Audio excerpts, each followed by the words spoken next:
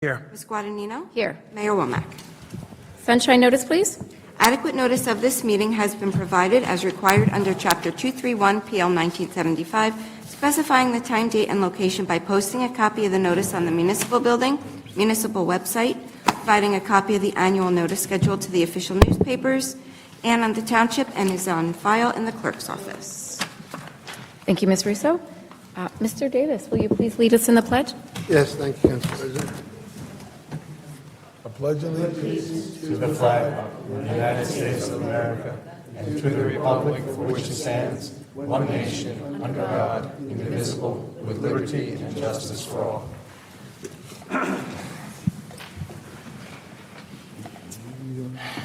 Good evening, everyone. We are going to begin today's meeting with a proclamation read by Councilman Davis. So anyone who is here for the Bristol-Myers Squibb Power proclamation, please come to the front. Thank you.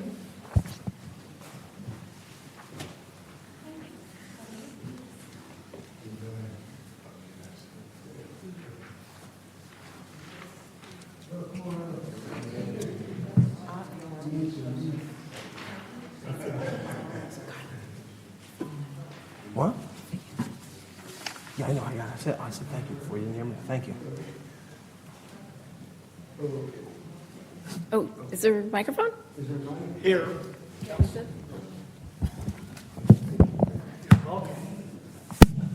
It's on? Okay, all right, here we go.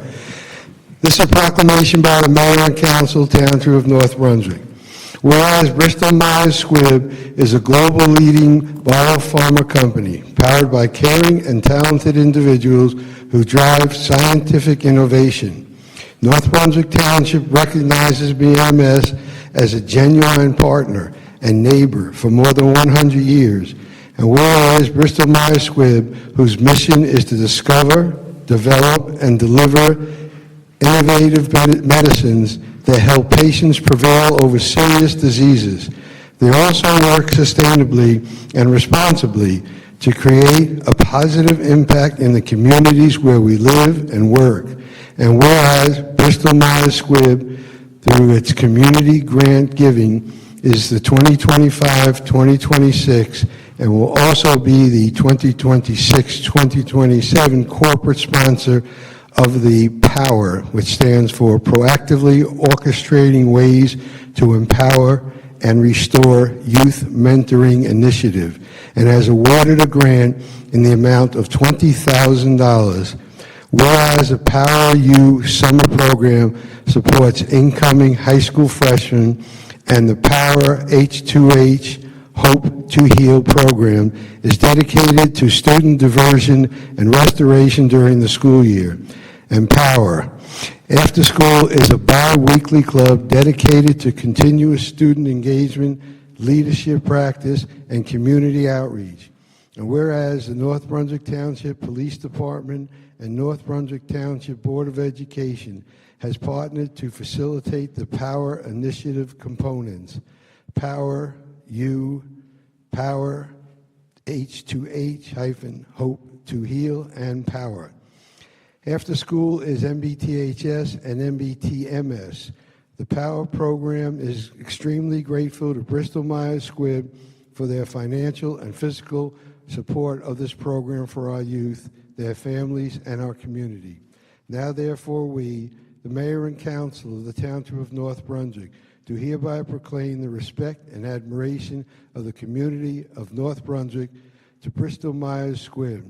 We are all grateful for this support, and we look forward to continuing our partnership in the future. Congratulations. Thank you. I don't want to say much. I just want to say that we're glad to be able to help. I mean, in the society and the world that we're living in today, I think the challenges for kids are really, really difficult. So as long as we can, we'll continue to support the program. It's really nice to all these folks, Adrian and I. The police department also helps and works with us on a lot of different things, too. So we're thankful for their support and partnership as well. Thank you. Thank you. Thank you. And if you all would just introduce yourselves, like people don't know you, but that's not happening. Greetings, everyone. I am Tangi Cobb. I am one of the facilitators of the POWER program, and I'm also with the Police Department and Parks and Recreation. Good evening, everyone. My name is Altagracia Ruiz. I am the Dean of the class of 2029 and also the coordinator of POWER in the high school. I am very thankful for BMS and all of their generosity, as well as the Township and the Police Department for all of the support that they have given POWER. And I look forward to continuing to grow the program in the next years. Thank you. Good evening, everyone. My name is Mr. Rich, Councilman Rich. I'm a mentor at North Brunswick Township High School, and POWER is just a great program for our school and beyond. I look at the young people who entered in POWER when we first started, and looking at them now, it just makes me smile so much just to see all the positive work that's being put in. I thank the North Brunswick PD, I thank BMS for this gracious amount of money, and I look forward to the future. I don't know. So good evening, everyone. My name is Detective Adrian Ailey. I'm assigned to the Community Policing Unit with the North Brunswick Township Police Department. I just want to say thank you to BMS, to our police director, Joseph Battaglia, to the Board of Ed for coming together and agreeing to do this program. The total, which I've been reminded, is $75,000 that we've received over the course of us doing this program from BMS. So we're truly thankful and grateful for that. Our youth has been benefited from this program, and they will continue to benefit. It's a testament for what we're doing and what we're accomplishing, and I'm truly thankful to be a part of it.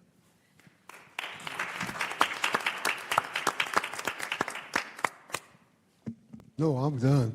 Thank you all. Thank you for your support as well.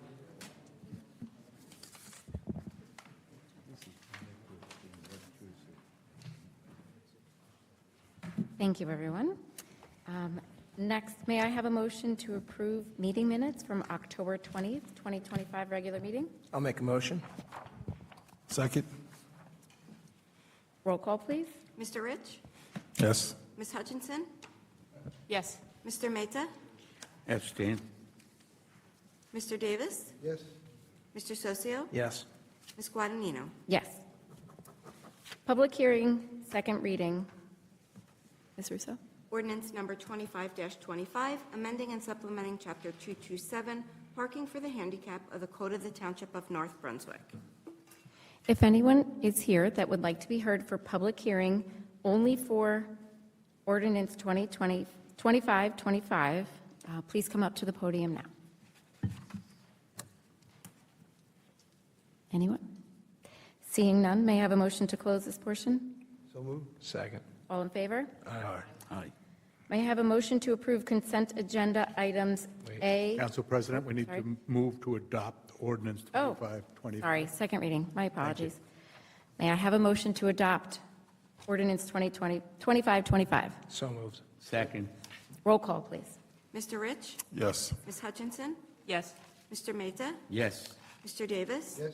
Mr. Socio? Yes. Ms. Guadagnino? Yes. And I was doing so good until that. May I have a motion to approve consent agenda items A through N? So moved. Second? 8 through, I'm sorry. I don't, what is that? N. N, okay. Yeah, okay. It's already been moved and seconded. Roll call? Roll call, please. Mr. Rich? Yes. Ms. Hutchinson? Yes. Mr. Mehta? Yes. Mr. Davis? Yes. Mr. Socio? Yes. Ms. Guadagnino? Yes. Are there any reports from council members this evening? Mr. Socio? Okay, thank you, Council President. From the Department of Parks, Recreation, and Community Services, a few light announcements.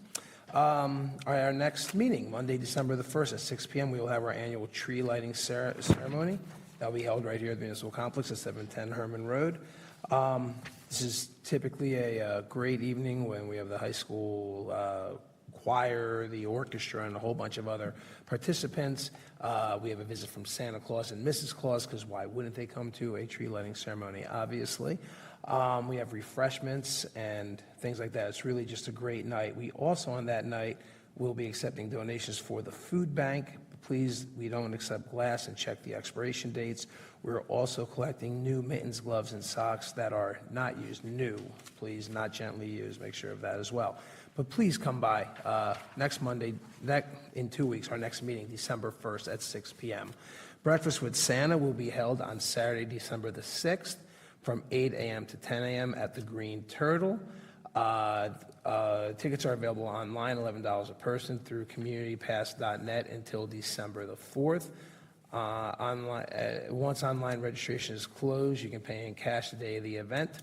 All proceeds go to support the Township of North Brunswick Annual Heritage Day, and please have your cameras ready for take pictures with Santa and his friends. Winter open lap swim schedule is now out. Generally speaking, it's Saturdays starting December the 20th, continuing in through January, and in February, 9 a.m. to 1 p.m., $15 per person. Let's try that again. $15 per visit per person, or a family swim card for $120 a year can be purchased. Keep an eye out for our spring swimming schedule, which will be coming out soon. And last but not least, our DPRCS basketball season is coming up, and registration will be closing on November the 21st. We have all different levels, including buddy ball and youth clinics. Basketball is generally on Saturdays, and all leagues practice twice a week. Games are held Saturdays beginning January 10th, going through February the 28th, and teams are selected at random. So we have a rookie league, a junior league, and a senior league, and the leagues encompass from grades 3 all the way up to 8. And if you're interested in coaching and volunteering, please contact the Department of Parks and Recreation at 732-247-0922, extension 475. So with that being said, if you have any questions on any events we have just read off, or anything else, or any ideas, please contact the department at 732-247-0922, extension 475. That's all I have. Thank you. Mr. Rich? Nothing at the time. Okay. Mr. Davis? Council President, the annual menorah lighting ceremony will be December 15th, 2025 at 6 p.m. Right outside here. So that's December 15th, 2025 at 6 p.m. And also, this past Friday, along with Councilman Al and Council President, there was a veterans program at the North Brunswick Township High School, which was, the whole auditorium there was packed with all our students. We had a number of veterans there, which I'm proud to be part of, and it was just a great program. And our students, sometimes it's hard to get the kids to be quiet and stuff. There wasn't a peep. They were just listening to everything. So we had current members, and we also had veterans there. So they did a great job there, and I thank you all for being there. Thank you. It was a great program. There was probably 15 veterans, maybe? Yeah. 15 veterans, and a few of them got to tell their stories. And I think it made an impact on the kids who might not see the full potential of their future, got to see what happens when you make the right decisions. Yes, I think the question and answer part of it was really great, because our young people who are considering the armed forces, they got a firsthand, up close advice from people who are currently serving.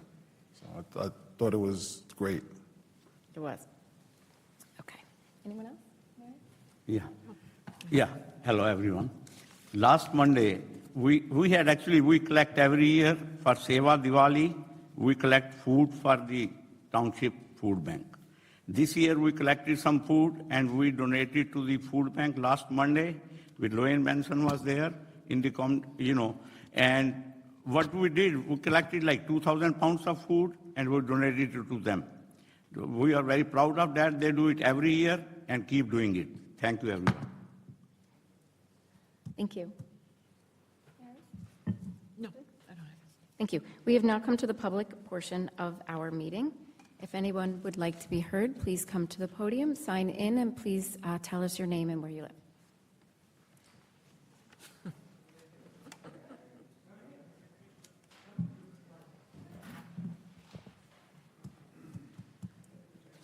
Hello. Hello.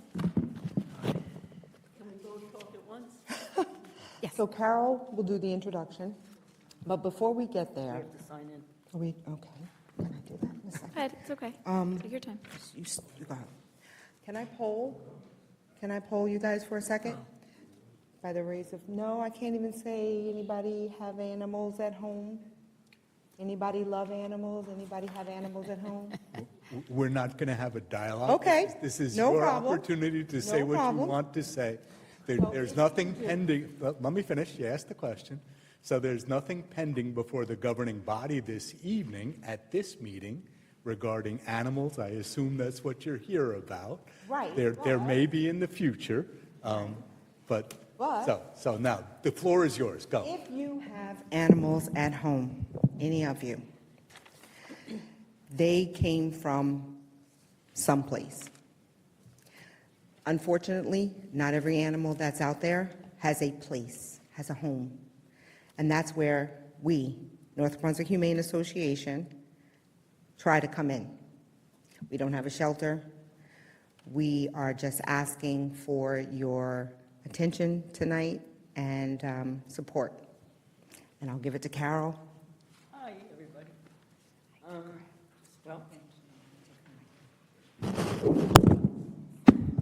Sorry. We're here because we've met with the mayor, and we were supposed to have another meeting and haven't heard back. So we figured we would just show up and put our case forward. The North Brunswick Humane Association, as Cassia has mentioned, tries to help animals, whether they're owned or unowned, free roaming or not. And it might not be evident, but North Brunswick, like just about everywhere else in the country, or should I even say the world, has a community cat problem in that cats are breeding and suffering under adverse conditions. And to the extent that nonprofits are trying to step in and care for them, we do.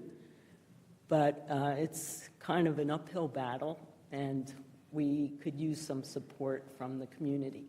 Some communities are actually supporting their volunteers in these endeavors. Spotswood has allocated, I think, $23,000. East Brunswick has a trap, neuter, return program. And other communities have ordinances on their books. So we had met with the mayor, hoping we could get an ordinance so that at least the people who are trying to help out with this, with the trap, neuter, vaccinate, and return, don't get summonses for feeding, because that's how you trap, neuter, and return, is you have to feed them in order to trap them, in order to get them vaccinated to prevent rabies in the community. And then if you can't find homes for them, to put them back to live out their natural lives. And then the population decreases by attrition. So that's why we're here. Can I interrupt for 1 second? Sure. Carol, did you get my email from this morning? No. Okay, I actually emailed you this morning about this, and I sent you a draft copy of our proposed ordinance. Oh, I didn't see it. Sorry. I emailed it to you this morning. I'm not good at looking. And I referenced the prior meeting, I copied the council president, and I asked you and your members to look at our draft, which is modeled after what Franklin Township just adopted in September. Okay. So I don't have a copy with me, but it's in your email from this morning. I guess I can look at it right now. Okay. That's awesome. Thanks. So we'll come back next time, I guess. Yeah, and then I'll be out of the office most of this week, but I'll be here all of next week. And if we want to re-engage with your comments or edits, you can respond to the email. The council president is involved. And we can try to work together to achieve a mutual agreement. That's really crazy timing, I have to say. No, I thought you were maybe here because you got the email, and then after you were speaking, I'm thinking, she didn't get the email. So it's actually in your email from this morning with a copy of the draft. Yeah, now that I'm retired, I can't stand to look at my computer. So. No problem. Yeah, okay, thanks, Okay. Mike. Okay, Well, so, to be continued. To be continued. Thank you. Thank you. Is there anyone else who would like to be heard in public hearing? Mr. Nestis.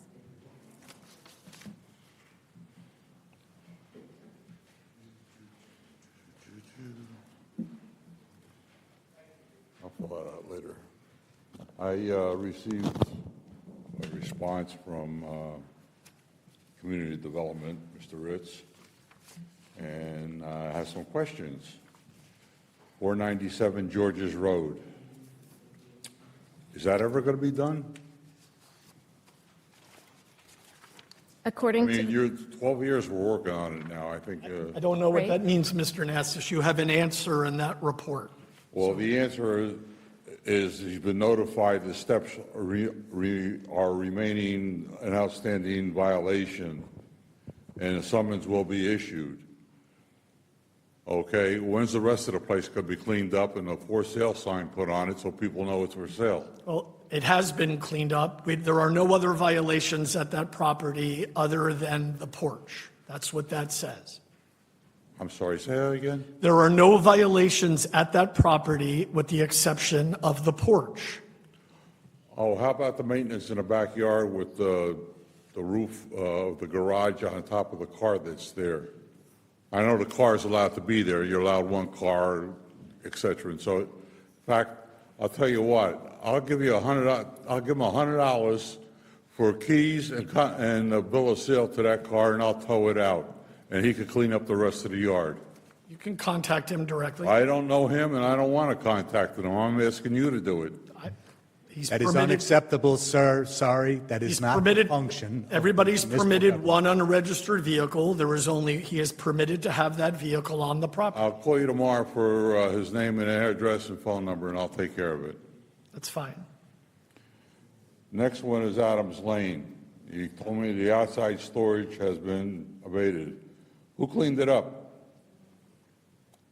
Again, not an issue that the government of the Township of North Brunswick can control, nor is it an issue for public comment. If it's been cleaned, God bless. If it hasn't, we will enforce it. Who did what is irrelevant. Okay. Can I ask how many people are living there? You can ask. It's a privately owned home. Well, My passive understanding is that There's two people. approximately 9 vehicles there, so I'm going to guess that there's got to be at least one person per vehicle. No, sir. no. No? No. There is no limit whatsoever onto the number of vehicles that a person can own. You should know that better than anyone. Oh, I know that, but I am very open about it.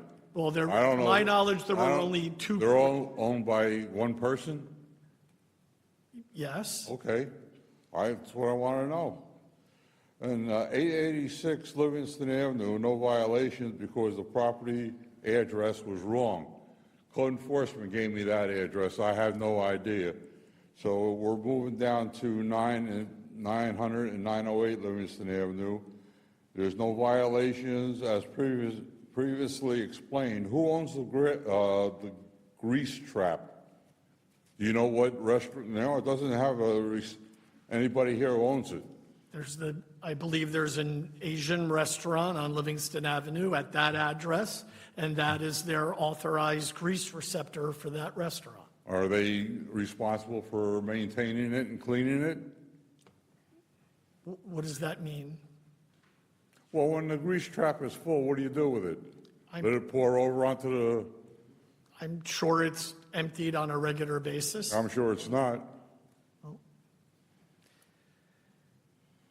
No answer, okay. I would refer you, we have a member of our public works staff that's responsible for what's called fats, oils, and grease. He inspects on behalf of the Department of Public Works. You should contact the Department of Public Works and and they would be able to. Public Works isn't responsible for a grease trap.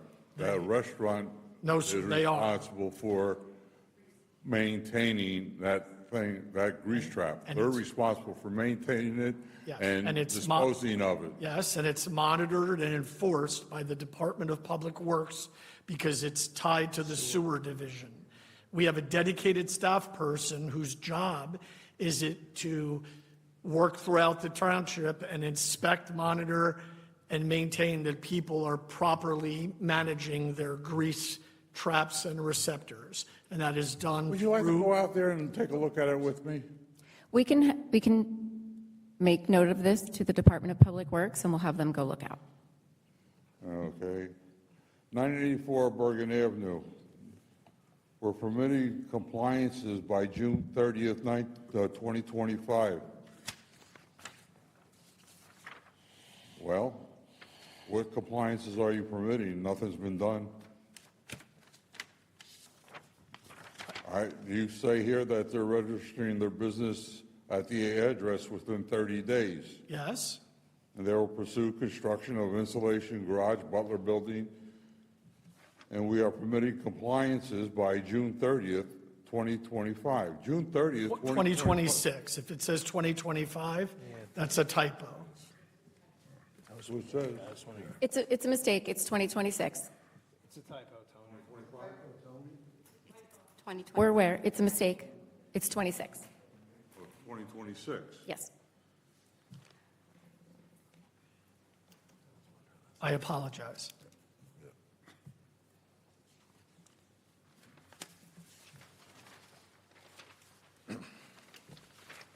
Twelve Roseland Place, engineering permit for a driveway by 9 feet. Where's the driveway going to go, on the front lawn? It's going to take away a portion of the front lawn, correct? We'll take away half of the front lawn. No, it's going to take away 9 feet of the front lawn. 9 feet is one side, the main sidewalk to the front door is there. They're going to take the left side of that property where the cars are parking now, which is supposedly the front lawn, and convert that to a driveway or parking lot. They're going to expand their driveway by 9 feet, sir. Well, according to their neighbor, that's not going to happen. I'm just here figuring that out. Well, the property owner has submitted the engineering application. They have submitted the payment for the application. The application was approved by the engineer, and now it's up to the homeowner to pursue the work. Well, the car's parked on the front lawn and has been every weekend and every night, but I guess we're going to have to wait and see. Does that go before a compliance board? No, sir, it's an administrative approval. Just administrative approval? Yes, sir. Oh, the neighbors should be happy about that. Finnegan's Lane, you finally took the sign down. Speaking of signs. You're welcome. At the end of Bergen Avenue on the pole there's a garage sale that came down 1025, I think it was. And then there's the one on Aaron Road, and there's one on Finnegan's Lane, and there's one by Bennett's Lane. Garage sale signs? Pardon me? Are they garage sale signs? Garage sale, yeah.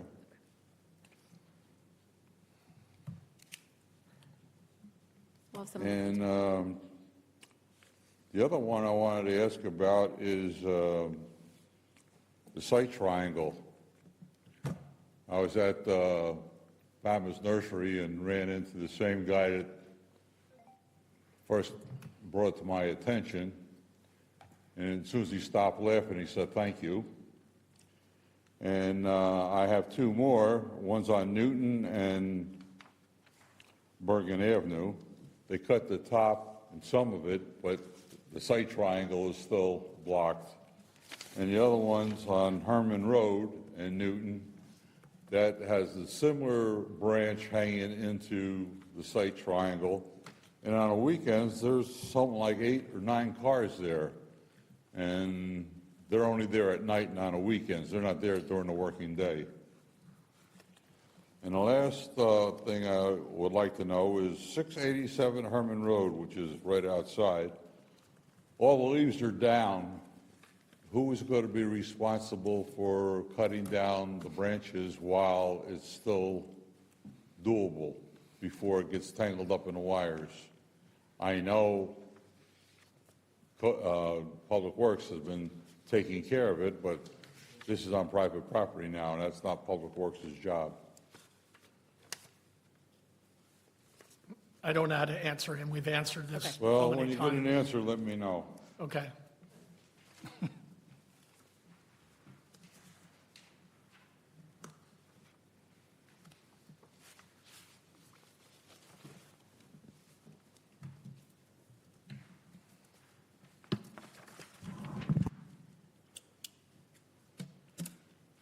And I'll take that phone number for that 497. Is there anyone else who would like to be heard in public hearing?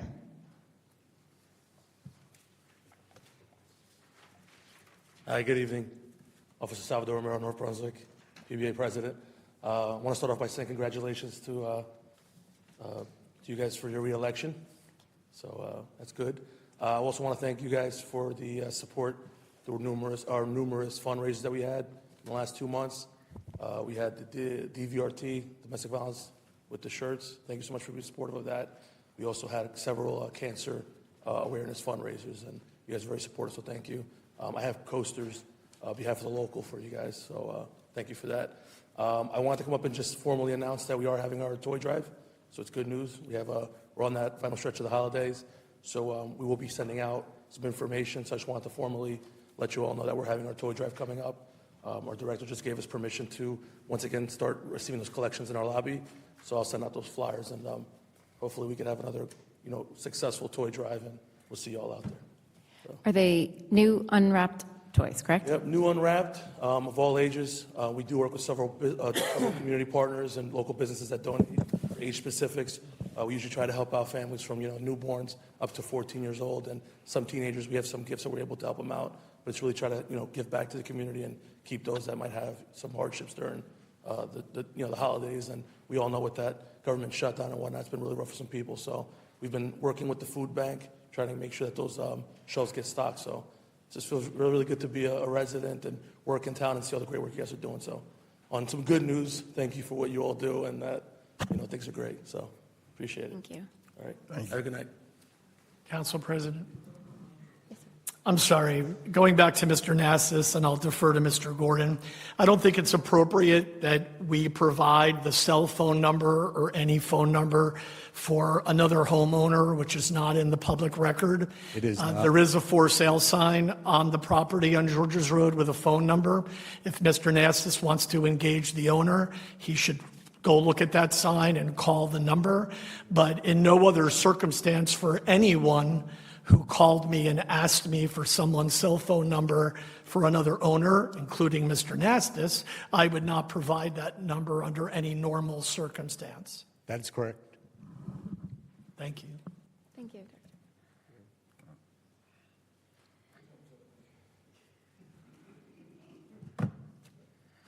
Based on that statement, would you be kind enough to notify them that you have someone that is willing to do what I suggested? No, You can't notify them? no. Mr. Why? Nastis, you drive around town, you find these things. If there's a phone number listed right on the property, we're not All going to right. have municipal All right. employees No, be your That's agent. enough of the BS. I had it. Thank you. Why don't you just clean up the whole lot? It's been on the books now for what, 12 years? He's been working on cleaning this up? Would anyone else like to be heard in public hearing this evening? Do I have a motion to close the public hearing? So moved. Second. All in favor? Aye. Okay. The meeting will continue, but we are going to move into the conference room to my right. The mayor, well, mayor's not here. The council For this portion of the meeting, the public is welcome to attend, and we will be discussing issues that will be on the agenda for the next meeting on December 1st. Thank you, everyone.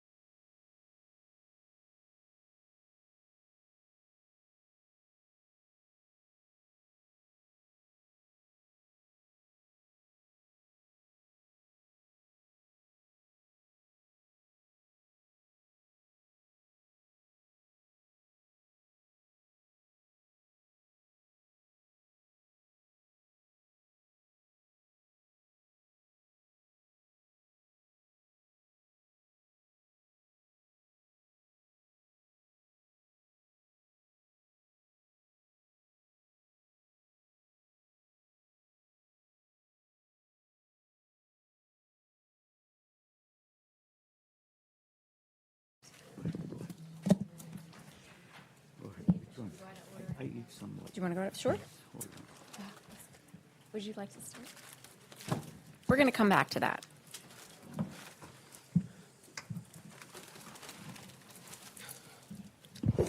Good evening, everyone. I have 3 items on for tonight for your consideration. The first item is an amendment to our cash management plan, and this is as a result of a requirement from our insurance carrier, Central Jersey JIF. So Central Jersey JIF is part of the MEL, which is the Municipal Excess Liability JIF, and they recently established a joint cash management plan with best practices guideline. And we're required, because we're part of the GIF, to incorporate these best practices into the cash management plan. So these best practices covers ACH payments, wire transfers, and check payment protocols. So if you look in the cash management amendment, there are 3 sections that are added, and that's 10, 11, and 12. So 10 covers procedure for disbursements of funds.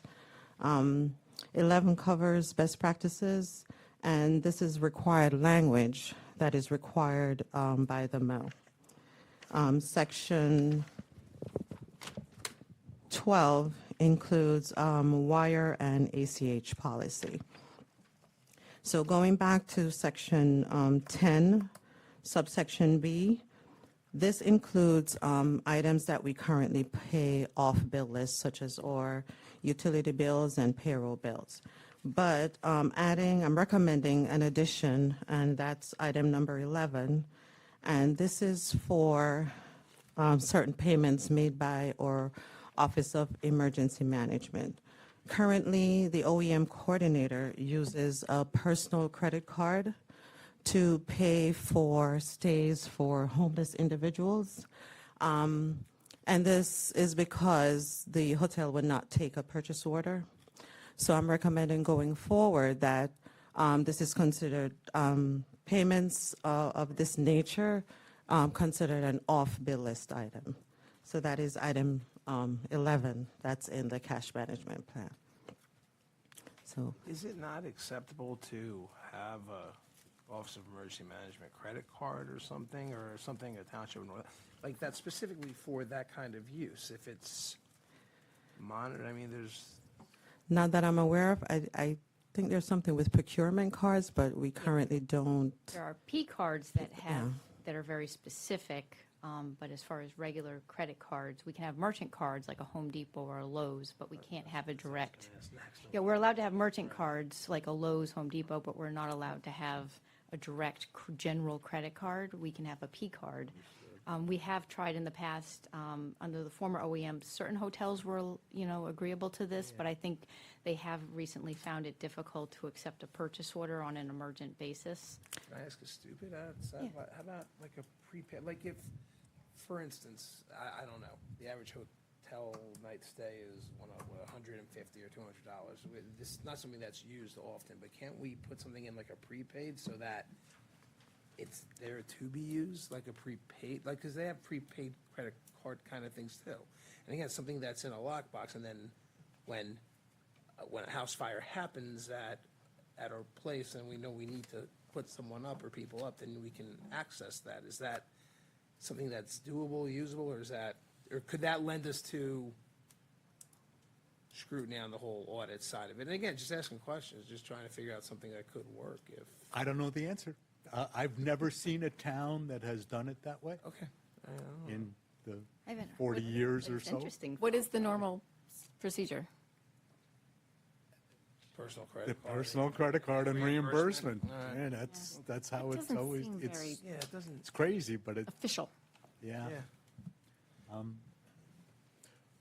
about this? We'll look at Yeah, it, it's just- but I don't have high hopes. The answer Just, could be no. yeah, just because I've never seen it before. Yeah. Okay, so is this that you added here, is this so that you can reimburse? No, this is so that the OEM coordinator doesn't have to use their personal credit card to make these payments. Oh, okay. Yes, because of any liabilities that So is may it get like involved. Initially, they would use it to secure the room, and then And in pay the for end- it immediately, and then we you would- reimburse, yes. Okay, Mhm. all right. I don't know why it's attached. I can ask her. So the other issue that you have to be careful of is, so this came up a couple of weeks ago, a conversation with Marissa where there was a homeless individual that needed a room, and either Danny Kaye or Marissa had to put it on their credit card, and what you have to be careful is if the room gets trashed, that also gets charged to the credit card. So I don't know if we tried. You're saying that they will not take a PO. I mean, is there something that we could do like with the car washes where you give them there's an X amount of dollars in a fund, Right. and they draw down on it? So again, we can reach back out to those hotels, because in the past, we have worked out with certain hotels an agreement where we did, to your point, a blanket PO for a period of time. And so we can approach that, like you said, especially for liability on the person that's taking out that room. It might be better to work directly with certain hotels and identify. So a blanket PO would still require the payment to be on the bill list in order for them to get paid, but they want to be paid immediately after the stay. So But we'd what- have to wait for the bill list. So unless, I'm guessing the hotel would have to agree to wait for the payment. You're only talking 2 weeks? Well, are you? I can't imagine that this is how the rest of the country operates. Well, could, in theory, the language be struck that payment can be issued off the bill list for a hotel for this purpose under the policy? Again, I'm trying to finesse the language to say, like, instead of an OEM person, but a hotel for emergency purposes as a topic, could that be issued off the list so that in theory, the next day they could cut a check when they're checking out? I'm just talking out loud. Worth looking at. Exploring. And one other thing, so the credit card that we have for like Home Depot and Lowe's, that's different? Those are merchant cards, specifically with that one vendor. Okay, You can't use the Home Depot card anywhere else but Home Depot. Correct. okay. They So don't we could have reach the out to, Marriott there's, cards, right? I think the Marriott cards are reward cards, but they're still able to be used anywhere as opposed to just the Marriott hotel. so we could reach out to Yeah. Comfort Inn or Hampton Suites, and maybe we can make a deal with them and see if we could do it either Marriott or something like that. Because it doesn't happen all that often, but when it does, I don't think it's right that either Danny or No, Marissa they have to shouldn't put be their putting credit it, card it out. just seems such a Right. strange process. That anyone, that would even be allowed. You would almost think that that wouldn't be allowed. But Ron, what would be our responsibility if somebody was in the room and trashed the room? Are we responsible because we're fronting the? Depends whose card it's on. No, I'm talking about, no, I mean, if, Charge them with criminal mischief, and then you'd have to try to get, try to get restitution from the suspect, which is probably not going to happen. I was just thinking, it probably doesn't have the dough. You would take it on the chin.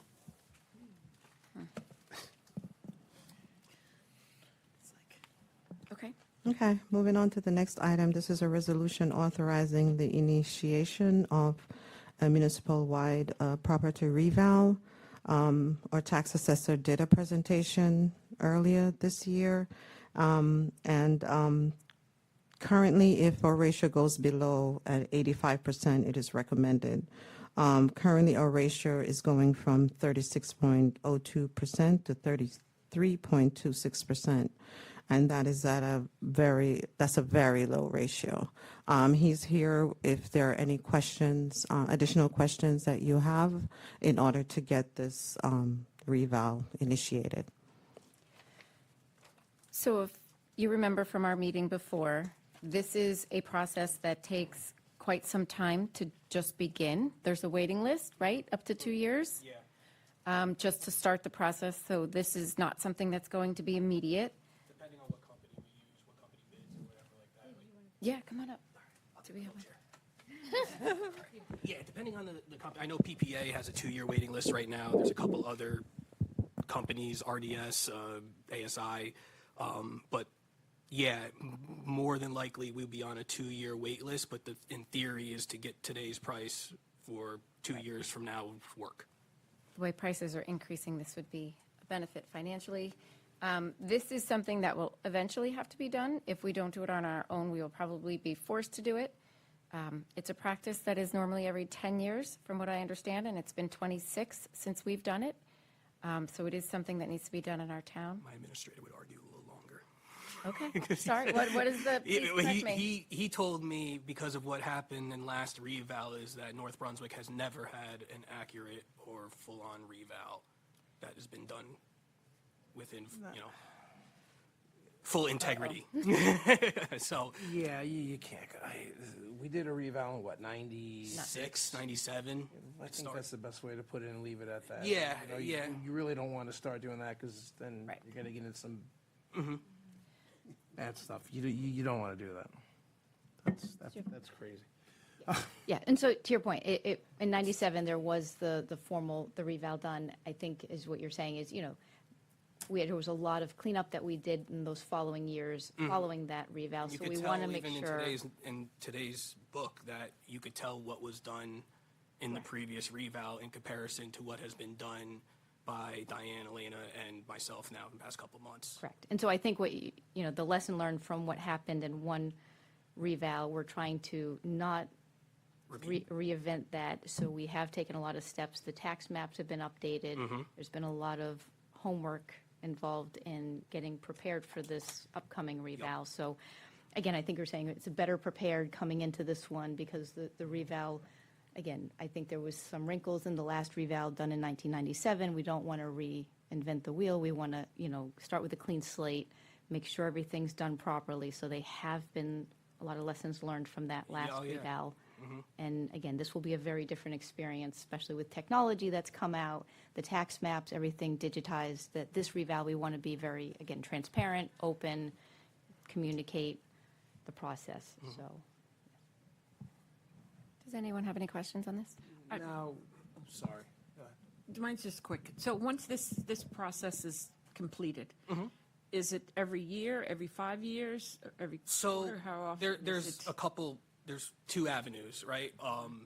That we would- One avenue being that once we get up to 100%, I am then authorized by the board and potentially by you guys to be able to make changes every year because we will be at 100% and be able to do that. Or you leave it as, depending on what the market's doing, you leave it, you wait 10 years for us to get ordered, be proactive, get another one ordered in 10 years this way. If it drops 15%, it's not as bad as dropping 74%. So, you kind of just ease the pain a little bit, I guess is the word I'm kind of fishing for. But yeah, I mean, most places tend to wait 10 years after they do theirs because we haven't really been in this historic market, besides the past 5 years. So, they really didn't have that much of an impact of change. Okay, all right, thank you. As the process begins, there's numerous companies that do this. Does this go, is this a low bid process as well? Yes. It's a competitive bid, and then the low bidder gets it, and that's how it's awarded? Yeah. I mean, I always were gonna, I'd probably put my recommendation forward of the top 3 companies, 2 or 3 companies that I would recommend, and then depending on what the bids are and how you guys want to do it, I mean, it's really up to you on choosing the company. I mean, I would like to be a part of the process, but initially, it's really up to you guys based on bids, based on my recommendation. It could also be, you could talk to the county board administrator and base it off his recommendation. And I think, Diane even recommended, because she has dealt with PPA before, they're one that she's confident enough that they could, they'll be the So ones. when you are ready, I mean, this is doing the reval, it is one of the approved where you can do a competitive bid, where you have the methodology of a weighted ranking, technical management cost. It can have an evaluation committee where you might have, somebody like the assessor on the committee, as well as, one of the elected officials on the committee. And so together they would work on coming up with an evaluation report based on the technical management cost that's presented in the proposal. That will then come back to you all for consideration with a report based on, again, but you're saying there's probably only going to be 2 or 3 responses Yeah, I mean, we might get to that. I think I'm pretty sure there's 4 companies that operate in New Jersey and 1 company that operates in PA that always bids on New Jersey stuff. So that's really what we got. I mean, there's been 1 company out in Ohio that does everything digitally that's been bidding on a few things in South Jersey, but really it's the 4 or 5 that we kind of really have that are going to bid on. ASI is in North Jersey, RDS is based out of Monmouth County, PPA is based out of Middlesex, and the PA one, I don't even know where in PA it is, but they're always around here. And once the process starts and POs are in place, what's the timeline from when it starts to when we have 100%? Are we talking years? No, we talking- it should probably take anywhere from a year, year and a half, I would say, because the company will have inspectors. Okay. They're going to send, it's not going to be 1 or 2 inspectors, I would think. I would think it's going to be anywhere from 5 to 7 inspectors every day, sometimes on Saturdays. From my time working in a reval company, I don't think they've changed, but we're not allowed to knock on doors on Sundays. So, they'll be in full force, knocking on doors, resketching homes. Oh, so they physically, it's We're a going to physical. it's physical inspections also, yeah. Oh, I thought it was just paper. No. It's Yeah, because you got to think if, pounding the pavement. yeah, some people have done renovations, additions, or anything like that without permits or anything. This is how you kind of get this. I can't just go and knock on everyone's door and say, "Hey, I'm the assessor. Let me in," because I think you did something. Okay. So, but the taxpayers do have a right to refuse entry.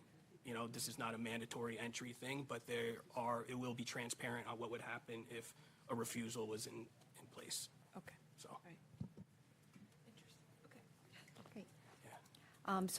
And then we'll be coming to you in the upcoming fiscal year, just as far as the funding for the reval, because I believe this is one of the deferred charge special emergencies that has a 5-year deferred charge that you have time to pay for the actual reval over multiple years. And because the process is, there's a wait, do we pay up front, or is this something we wait until we start to pay? I'm very young still. Yeah. I've never done the reval itself. I've always done annual reassessments, but I would imagine a portion, something like a deposit, I would imagine, of some sort would lock in the price for the future. That's how I would assume it, but I could definitely, I used to work for RDS. I could just call them up and get an idea of how that process even works, and come back to you guys. Yeah. And we can talk to the DCA about, again, do we have to fund the full allocation? If the contract is $1 million, does it have to be funded as a deferred charge in one fiscal year and paid down on? Or would they allow us, because I believe most of these contracts are structured at almost like a schedule of values where it's a pay percentage of completion as you go, as he said. It might be an initial mobilization, and then it's a percentage based on the contract as they go. How far they've gone. But do we have to fund the full amount under that from the point of contract award? We can double check with the DCA and get back to you on that. Yeah, I'll double check and let you know. Okay. Thank you. Any other questions? Thank you. Thank you. So my last item is a resolution authorizing cancellation of taxes for a 100 disabled veteran, and this is for Block 4, Lot 19.13, and this resolution is also refunding $1,790.60 for fourth quarter taxes that have already been paid. And that's it for me. Thank you. Thank you, Ms. Cavell. Ms. Benson.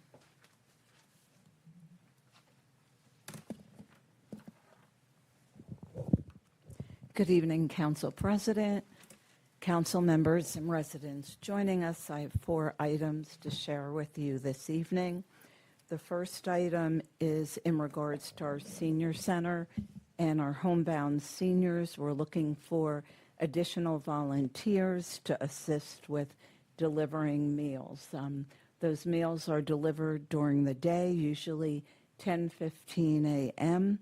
to noon, and that's Monday through Friday. So if there are residents out there that have any time that they can volunteer to help, if they could kindly phone the Senior Center, which is 732-418-2222. Are there any questions? Item number 2, with the weather changing and clement weather, we have our snow shoveling volunteer program. We're looking for assistance to help our homebound seniors. Anyone may be looking for service letters for school. Our organizations, our sports organizations in the past have been fantastic helping us in that area as well. If your organization could kindly call the senior center at the same number, 732-418-2222, that would be most helpful. My third item this evening is our food bank drive, which we are doing throughout our community, as well as food collection, non-breakable bottles. Please check your expiration dates, as well as we're accepting gift cards to Target, ShopRite, and Walmart, and we're asking for $10 in those card donations. We are also accepting turkeys as well, and they can be dropped off. All the food can be dropped off at the senior center.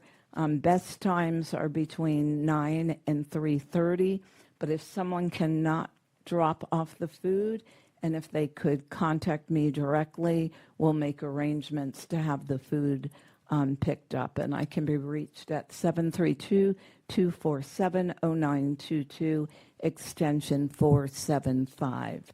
And my last item this evening, I am honored to share that Laura Pelazinski is going to receive the Middlesex County 2025 Volunteer Award for Municipal Alliance, and that's an outstanding achievement for our township because there are 19 municipal alliances throughout, and she was selected for this award.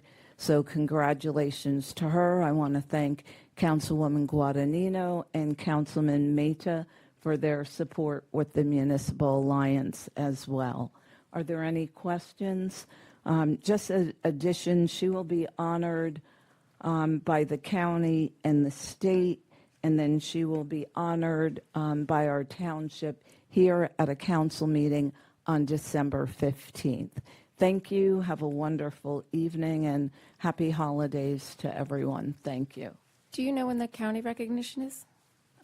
Yes, I believe that will be on December 5th. I will send that to you. It's either the 5th or the 9th. I'll send that to you, and that will be virtual. If there is anyone that would like to sign on, I can get that information, and I'll send your email directly to the county, so they will send you an invite. Right. Thank you. It's a well-deserved award. Thanks. Mr. Ritz.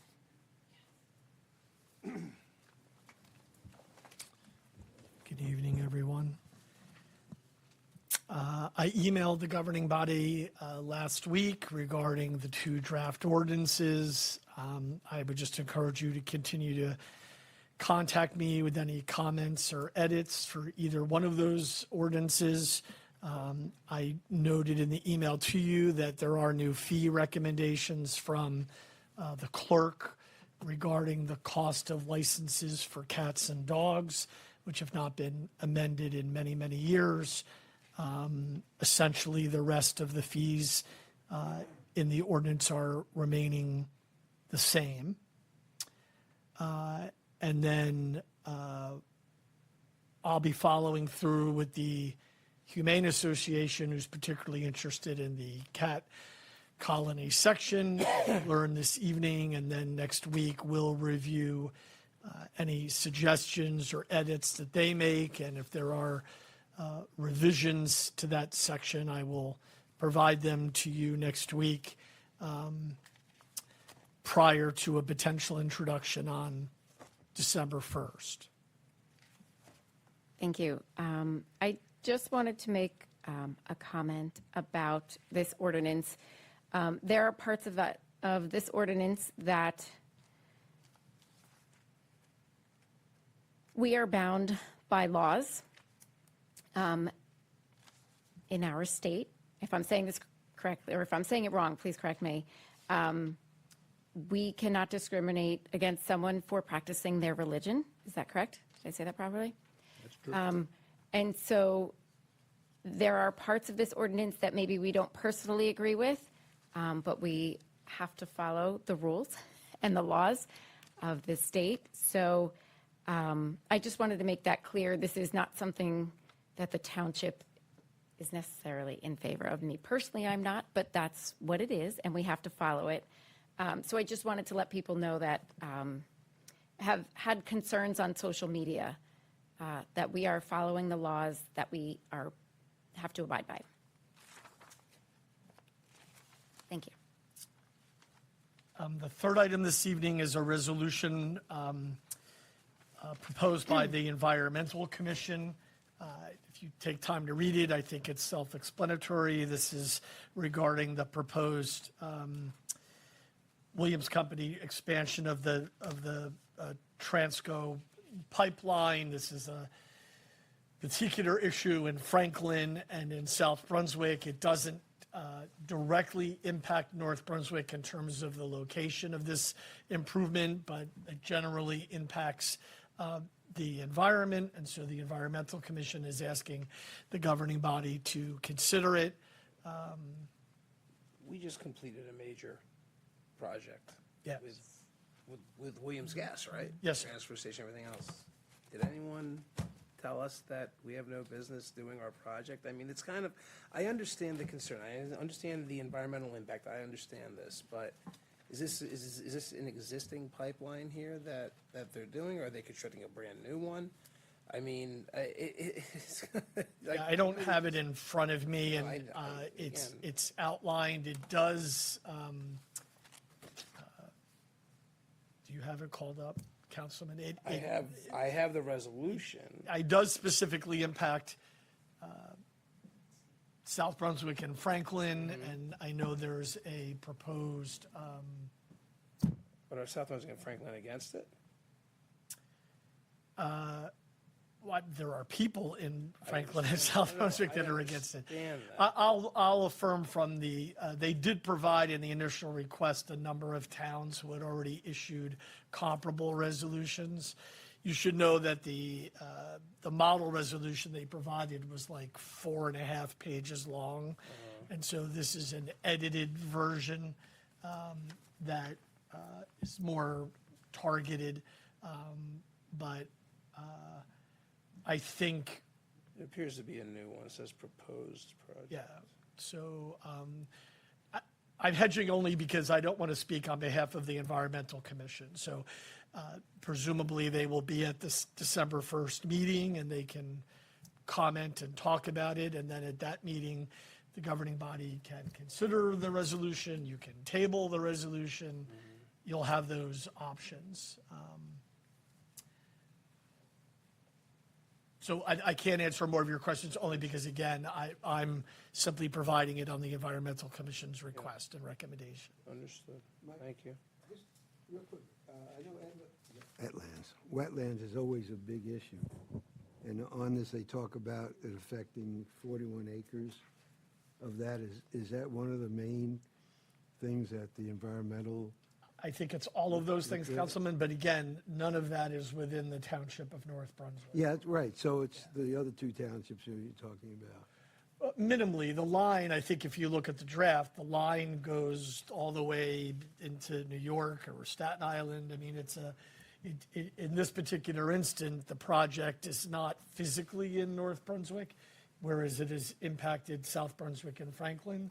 But it's viewed as a larger regional issue, and so that's why they're asking. And again, just to remind everybody, because we went through this with the gas project in Woodbridge, the Environmental Commission is a commission, not a committee, so they have the ability to adopt their own resolution and provide it independently of the governing body.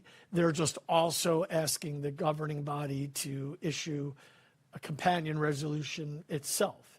And the governing body can determine whether or not they want to take that action. But the commission itself does have the ability to express their own opposition to this through their own resolution. They're just asking the governing body to consider it and concur, and the governing body will determine whether or not you want to take that action. So, and this, not to belabor the point, but going back to the Woodbridge problem, I shouldn't say problem, the Woodbridge area at that time, when we were constantly having people up from environmental side who were opposed to it.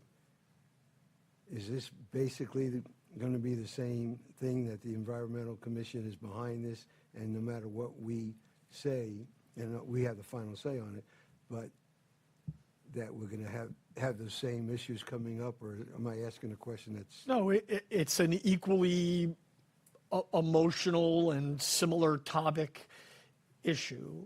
It involves the expansion of and the treatment of gas and what needs to be done to achieve that, and the route and scope of the work that needs that done, and whether or not you believe those things are necessary or not necessary, or could be done in a better way, or be done through a different path. Those are the issues. But again, the Environmental Commission will be here at the December 1st meeting, and they may be able to provide you additional insight.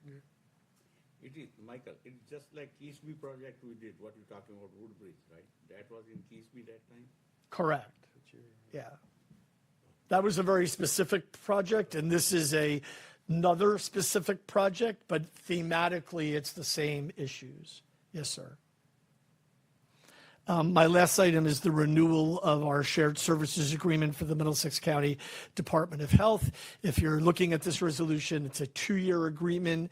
It features a 2% increase approximately on the contract amount for the next 2 years, in each of the 2 years. And just as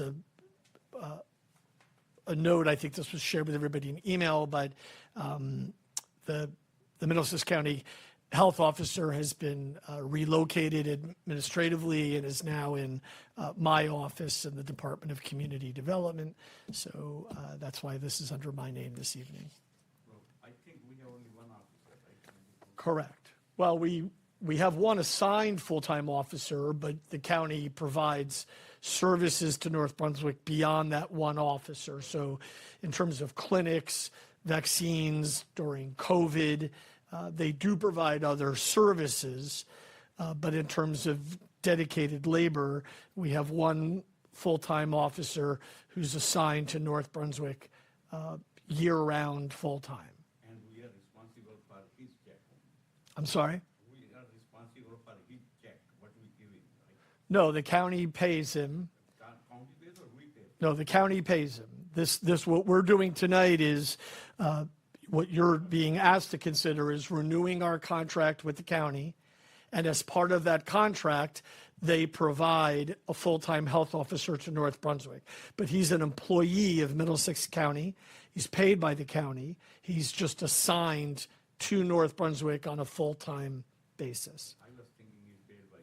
No, he's paid by Middlesex County. Good question, but he's paid by the county through this contract. I'm just making the point that this contract, if you read through it, also provides other services. It's not simply the health officer's salary. They provide other supporting health services. For example, the issue with the warehouse right now on Jersey Avenue. The county responded to that and is inspecting that and doing other things beyond just the daily responsibilities of the health officer that's assigned to us. Okay? He just moved from senior center to your department. Correct. Well, he was in the building previously. The location at the senior center was a response to being out of this building. All right? Thank you. Thank you, Director. Jesse? Thank you, Council President. So I have 7 items on for consideration. The first item, this is authorizing an amendment to the agreement that we did in 2023 with Police Captain Hoiberg for a sellback agreement. This is extending out those payments. In addition, it's adding additional payments for time that was accrued following that 2023 agreement. And I believe there's attachments, exhibits attached in your supporting documentation. Item number 2, this is rounding out our vehicles for this fiscal year. These are for 2 Ford Escapes that we're currently out to bid for. We should have the bids in shortly. We'll have it circulated this week, and that would be on for December 1st.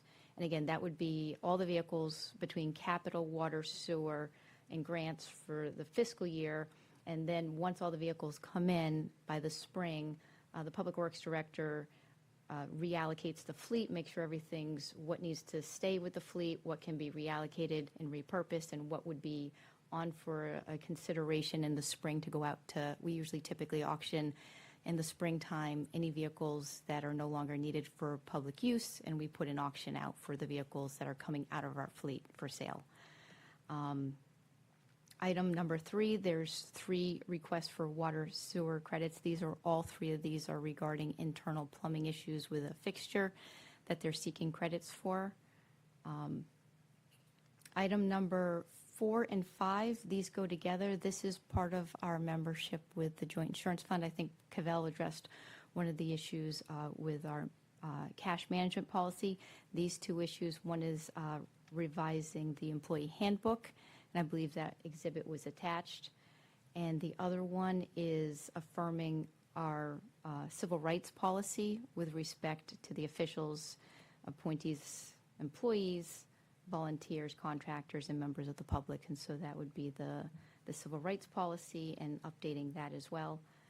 Did I not? Sorry, go ahead. Turn? Justine, with number 4, I was looking through the handbook earlier today. Is there a way to get a red line copy of it so we know the changes that you guys have made? Because there's no way to know what was changed, what's existing, what's Yeah. the same, like, you know, no.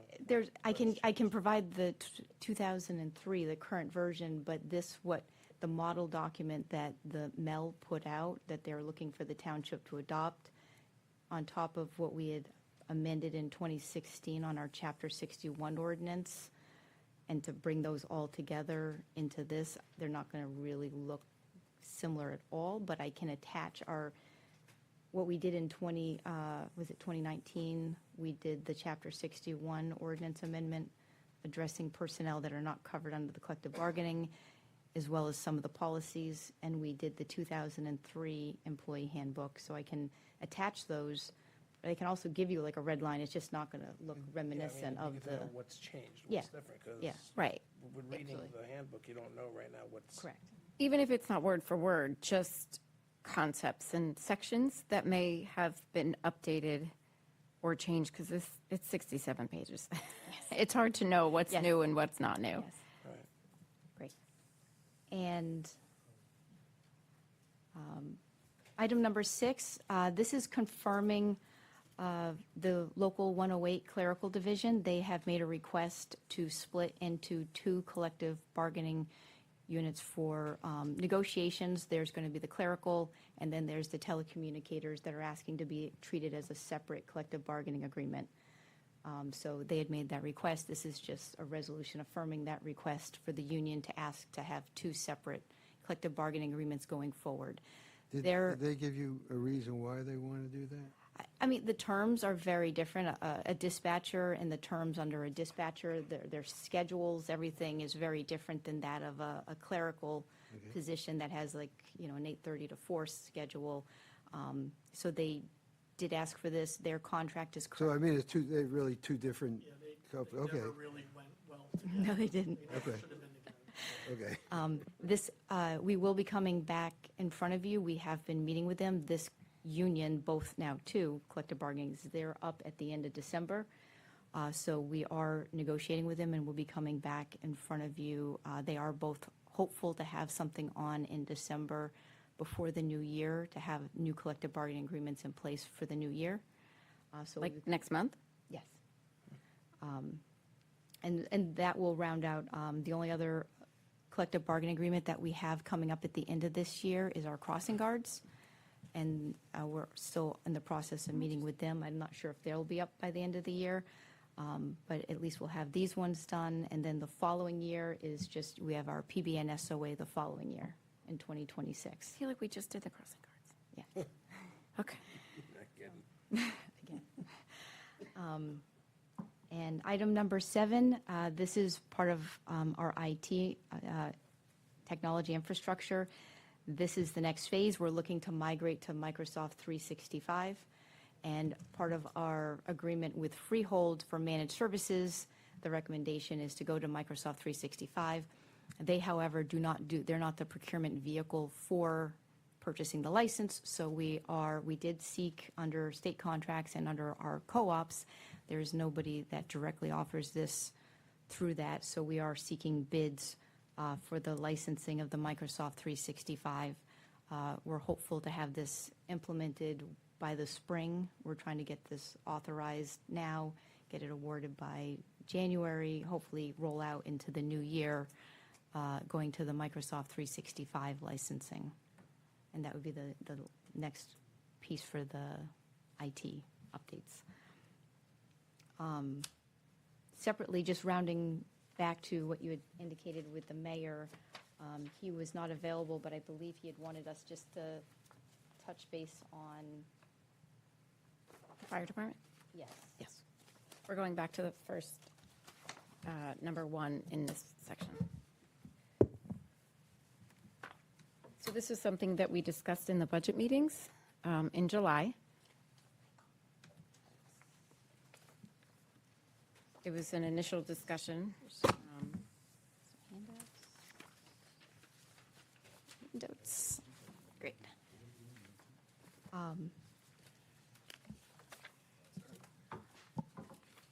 So again, I think we just want to have some discussion on this following up from the budget meeting. And the very last page just gives you that recap of the funding. We had made some changes in the recent years with regards to funding, and on that last page, you'll see, in 2022, in our fiscal year, we had gone to $255,000 as an allocation that's dispersed amongst the 3 fire departments. And then we upped it between 23 and 25 to $300,000, and then most recently, in July, we had a discussion about adding an additional element of $100,000, and that would be, under that discussion, specifically not directly giving it to the fire departments. They would still have the $300,000. This $100,000 was for implementing a volunteer incentive program for the responders to the fire calls. So this, going back to the first page, this is really just the talking points. The ordinance amendment would change our chapter 32 that's currently on the books. It doesn't have this section. This would create a third section, and this would create that volunteer fire incentive program for North Brunswick. The goal to attract any of those trained volunteer firefighters responding to the calls. This is going to be administered through a mutual agreement between us as well as the fire department. The participation, we are going to seek that this is subject to continuation of funding by the municipality, and the members are going to earn incentive credits quarterly, on a quarterly basis. They're going to have to qualify each quarter. They're going to be paid quarterly. The eligibility, and again, we're leaving this for discussion. There's, under the scenario of what the fire department is requesting, is a 2-tier process. Tier 1 being firefighter 1, people who are certified firefighters that are responding. And then under Tier 2, these are people who are not firefighters, but who are also assisting and responding to calls. They might be somebody that's a junior fireman that is waiting to join the academy or hasn't yet joined the academy. The additional requirements, the fire department is requesting that people have a minimum of 3 months membership before being eligible. They are requiring that they have to respond within 20 minutes to calls, be timely with their calls. And then as part of each quarterly participation, the fire department is requesting that they have at least 20% response per quarter to the qualified calls. So if someone goes on one call, they don't get? Correct. They wouldn't even meet the requirement, and it resets each quarter. And the 20% you wouldn't know until the end of the quarter? Correct. What is considered a qualified call? So they did, and that's actually, to your point, one of the questions. And so we did on page 4, these are additional items that we have sought for questions. One of them, we believe there should be definitions to define what is a call. We believe there should be language defining that this is all contingent upon annual appropriation of funds that this program is funded, that there should be reporting to the governing body annually of, the call-outs for the year so that you have an annual report of that there should be oversight and auditing reporting to our chief financial officer. And to your point, again, item number 5, we are seeking call types that would be eligible. If they're responding to a false alarm, if they're called out and then it gets canceled before they arrive, does that qualify as a call? Is a false alarm? So we want clarification as to what defines a call. Well, and if I can just continue on that Yes. note, I mean, I'm assuming that we have township employees who are also firefighters who are going to be participating in this. Yes. So again, that is really a reason why we're looking what type of a call is going to propagate this happening. If it's a smell of gas, or is everyone going, as opposed to a structure fire, because there's differences in the calls and what happens. And then, can you get from where you're working, if you're in the field, and get to the firehouse and get everything done in time, and then what happens to the other work, obviously. I mean, so there's a lot that has to go into the thought process of this as we implement it, or even before we implement it, to make sure that we're also not interrupting the operation of the township and essential services that are needed on the other end of it, right? Agreed. And I think one of the things we had mentioned is, right now, they might say a false alarm, they're getting one person responding. Once this is in place, are you going to have 7 people responding?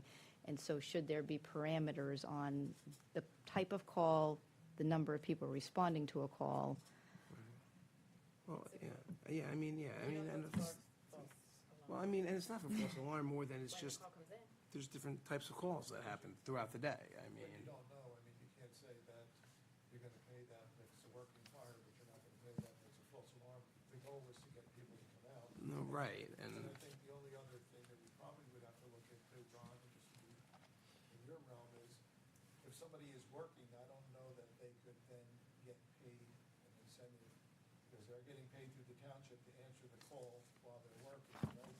I don't know that they can get a stipend on top of that for the same thing. I wasn't even thinking about that, but yeah, okay.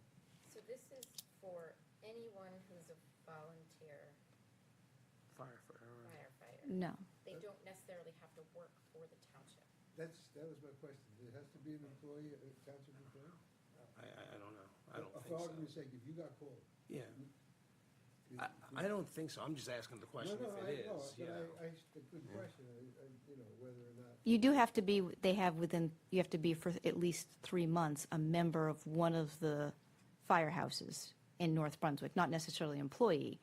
You have to be a member of one of the firehouses. So let's do a question. What if you were a firefighter and you took some time off and now you are a firefighter? Is there I'm sure there's people who have been firefighter for a number of years, weren't for a year or two, and now maybe they come back. Is that 3-month waiting period still in effect, or because they were a firefighter, they jump right in? That would be their status at the fire department, I would imagine. So you're talking about like exempt guys? No, I'm just talking about someone who may have, been. So I think if they still have their certifications and they're still qualified to drive the fire truck and be a fireman when they get their fire scene, then I would say they qualify. And the goal was to get, because volunteerism is down so bad. Right. To get, and incentivize people to come out to these calls, because we are getting a lot of false alarms, but we're also getting working fires, and when you get a working fire and you don't have the manpower, Right. so this is kind of to give them that incentive. Now, are we going to have to make sure that there's no abuse of this? Yes. This is new to us, but it's not new to other communities in the state. So we would have to, which I'm sure they all went through those growing pains. And so this is just a way for us to kind of increase our responses to fires in North Brunswick. So there has to be some criteria we talked about earlier. You have to be, you would have to have firefighter status.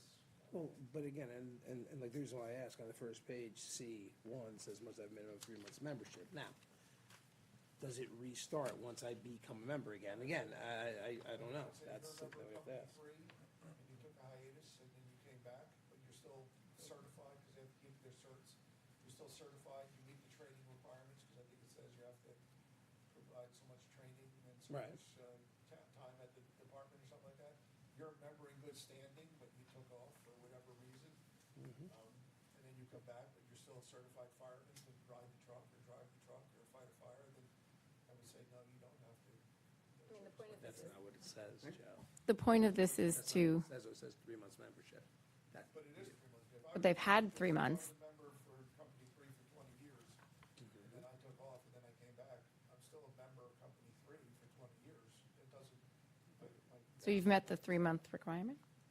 Well, we can ask to clarify that in the final verbiage. Go ahead. Is this only fires in town, or if we're called out, like we go to? no, it's just fires in town. Yeah, oh, just. Neutral aid would apply. I don't believe. I think we should clarify. It's a good question because that's silent right now. Yeah. So, We could backfill the town that we provide mutual aid to. so for instance, we had a house fire about 2 weeks ago.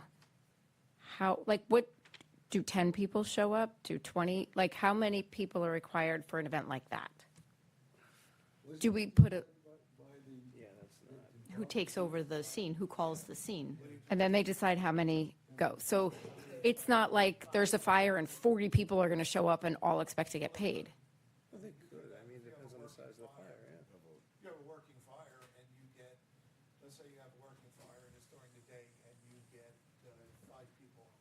Then you would put the alarm in again, right, working house fire, then whoever shows, and then after that you would go into mutual aid and you would start, pulling from other towns. So you could get, if it was a Saturday and everybody was home and you got 20 guys going to a working fire, yeah, you could.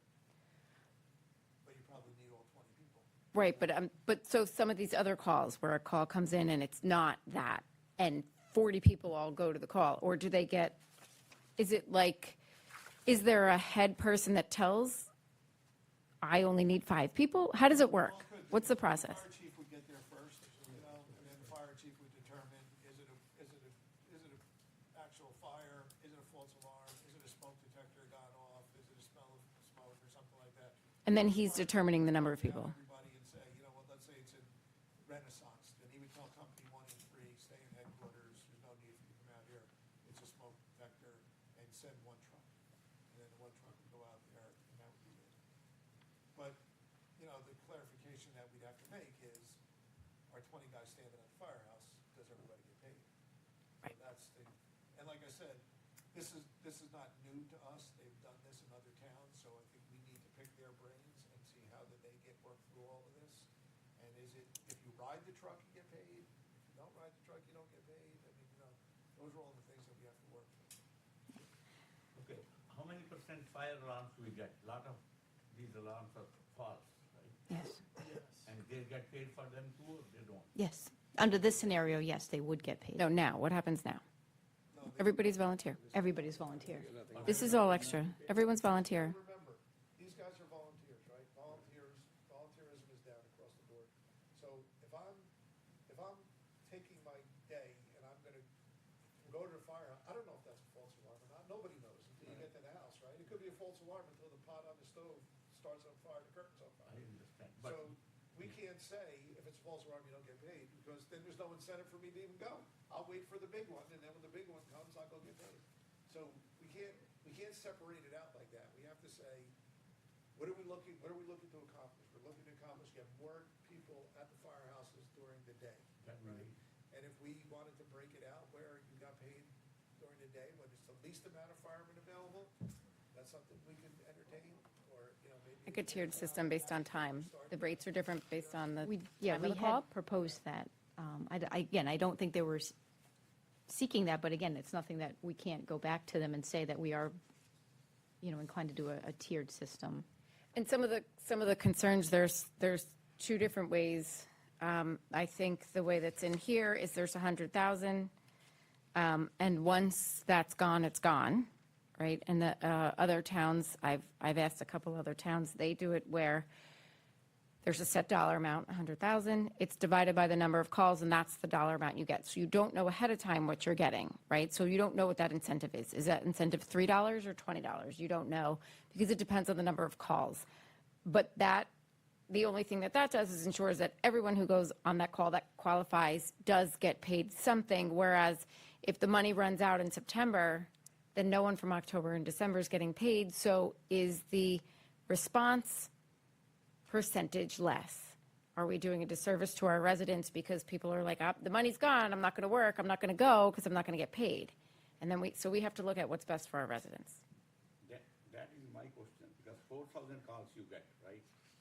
$25 per call, 100,000, that's it, it will be done.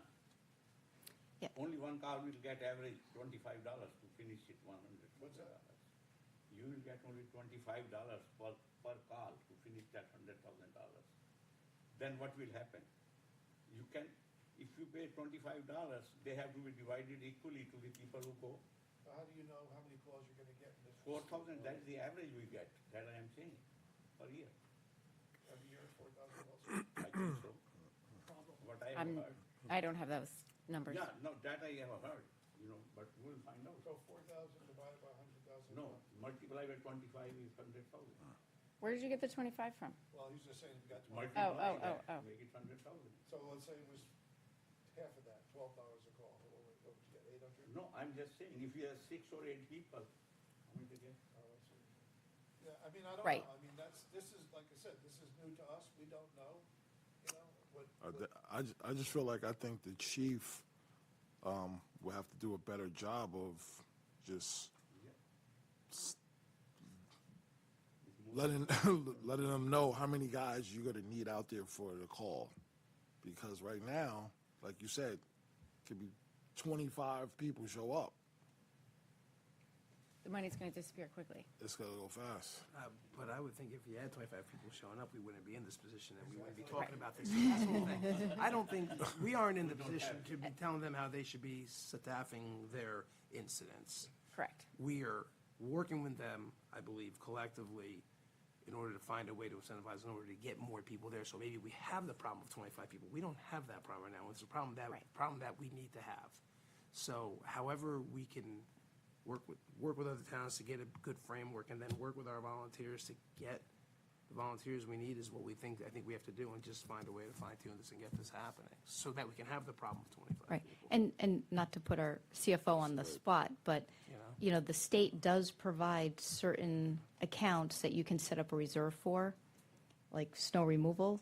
And if we got DCI, I don't know if they would approve that in a year, if out of the 100,000, they only spent 80,000, could that 20,000, if we got an approval to set up a reserve or a trust account, go in there so that if there is fluctuation from one year to the next, we can start building up a reserve that, again, it's a question, I think, for the state, if we would be allowed to use that in years for the ebb and flow of, like you said, there might be years you have a lot of calls, another year you might not have, and if we can start having a buffer that we could dip into whenever there's a fluctuation from one year to the next, like again, like the warehouse or something that's major, if we had a reserve set up and start building up that funding pot, if that's a question. Based on my experience in establishing a trust reserve, Yeah. you'd have to have some sort of staffing out there to establish that, to keep it in the trust, or they won't approve it. Well, we're going down to the league this week. We can talk to Jason.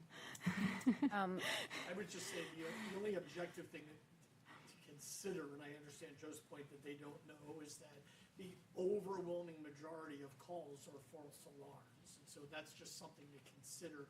I don't know how you manage it, but like this past Friday alone, between 9 and noon, I think we had 5 fire calls Friday morning, and they were all essentially false alarms and signals. And so they make up, but again, we don't know that when you're responding. I'm just saying, in terms of objective information, maybe something that you somehow plays into the consideration. We also need to start finding these people that are having multiple false alarms, and then that money could go to pay. I thought that didn't we do something with that already? We introduced an ordinance, and I think we find our very first person, we did? and it sets a scale over the course of a year, how many times. So if we continue to do that, and that money, I don't know if that money can be used to offset the cost, but. That's a revenue. But if we got 4,000 calls and 3,800 of them are false alarms, I'm sure there's a couple of repeat offenders in there. Well, and we don't want to belabor it, but this is, well, we don't want to belabor it, but that's the point about what's a false alarm. In other words, a lot of those alarms, and we're using the phrase false alarm, but an alarm goes off, whether it's a CO detector or something like that. So that alarm does trigger a response. It's only then determined and maybe inexplicable what generated the alarm or why it went off. So we use the phrase false alarm, but they still come and they respond and they determine, but it's not a false alarm in the sense that somebody called and made a false alarm. There's still an alarm that's being triggered. Example is what you talked about in Marriott, where the alarm is too close to the bathroom. Correct, Somebody correct. uses a shower, the alarm goes off. That's a false alarm. Absolutely. The alarm goes off, Yeah. generates a response. Yes. But we know why it's happening. In and that it's instance, corrected. you're correct. So that's a Yes. false alarm. Absolutely. Go ahead. When someone calls and says, I smell gas, I smell gas, is that, and then they get there and there's nothing, that's a false alarm? But there's no alarm. It's not really a false alarm because the person can smell gas. Right. You know, I would say a false alarm is some type of defect that, like that, you're gonna get that smell of gas from that person one time. If you get the false alarm, the fire smoke detector's going off 27 times, that's a false alarm. Gotcha. Because they didn't fix it. Just like we do with burglar alarms, right? If you have a trouble on your line and we keep getting the call, that's a false alarm. So that. I understand. What you're talking about there is the alarm goes off, your CO2 detector goes off, you get there, there's no CO2. Technically a false alarm, but it's. It's a legit call. By something, or doing the call, you're only gonna get that call once. And to your point, it could be because the pilot light went out. Right. So that's, they are smelling Then you're gas. dating yourself. And it's a. Pilot. Those are calls. You know what I mean? Those are calls. Everybody knows, what's a pilot? They're Googling it. If we're also, bottom line, like in anything, we're talking about dollars and cents. When there are guys that are arrested for false alarms, they're fined X amount. Yeah, Arrested for false alarms? for multiple false alarms? Not arrested, fined. Well, fine, all right. Whatever terminology, you know, I mean. That's a big difference. But, so they say X amount of, $500 in court. Do we get a portion of that to put towards? Well, we get all that fine money, that all comes to the county. We don't split that money with anybody. No, I mean, do we split it where we need the monies because we want to get more volunteers? And this is one of the ways we're That's looking what at we're it. saying, is Do we- can that money be earmarked, but Justine takes that money right off the top. That's Ann Cavell takes that money right off the top. That's right. You don't see that money, you can generate as much as you want. All right, that was my question. Are all houses required to have a fire alarm, like a smoke detector? All what? Or are all houses required to have a smoke detector? Well, To they get a are if they- CO. The answer is no. I mean, they are, they are if they're triggered by a town requirement, like a rental property or the sale, but no, there's no specific requirement that the average house, we don't inspect, there's not a requirement that a privately owned home have it. But if they go to rent that home, if they sell that home, that's when the requirements are triggered. But they're not there's no specific requirement that the standalone private home must have smoke alarms. Okay, thank you. Does anyone else have any questions on that? Fire chief.